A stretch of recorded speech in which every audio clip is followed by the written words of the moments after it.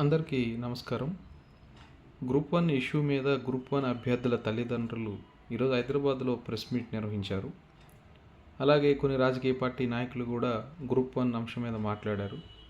ఈ అంశం మీద సీఎం రేవంత్ రెడ్డి గారు మాట్లాడుతూ దీన్ని రాజకీయం చేయొద్దు అని చెప్తున్నారు. ఒకటి, తెలంగాణ రాష్ట్రంలో నిరుద్యోగుల జీవితాలతో పాలనలో ఎవరున్నా సరే, అది కేసీఆర్ అయినా రేవంత్ రెడ్డి అయినా, వాళ్ళ జీవితాలతో ఆడుకుంటున్న పరిస్థితిని మనం గమనిస్తున్నాం. రాజకీయాలు చేయొద్దు అని చెప్పి ముఖ్యమంత్రి చెప్తున్నారు, బాగానే ఉంది. కానీ ఈ పరీక్ష ఇంత లోపభూయిష్టంగా జరగడానికి, ఈ పరీక్ష ఇన్నిసార్లు వాయిదా పడడానికి, రద్దు కావడానికి, అలాగే ఈ పరీక్షల్లో అభ్యర్థులందరూ తీవ్ర మనోవేదన గురి కావడానికి ఈ ప్రభుత్వాలు కాదా, పాలిస్తున్న రాజకీయ నాయకుల విధానాలు కాదా? కాంగ్రెస్ పార్టీ కూడా తన మేనిఫెస్టోలో గ్రూప్ 1 ఎప్పుడు నిర్వహిస్తాం, గ్రూప్ 2 ఎప్పుడు నిర్వహిస్తాం, గ్రూప్ 3 ఎప్పుడు నిర్వహిస్తాం, ఓ ప్రత్యేకంగా జాబ్ క్యాలెండర్ రాస్తామని చెప్పి అధికారంలోకి వచ్చారు కదా. మరి మీరెందుకు ఈ పరీక్షల పట్ల ఇంత నిర్లక్ష్యంగా ఉన్నారు?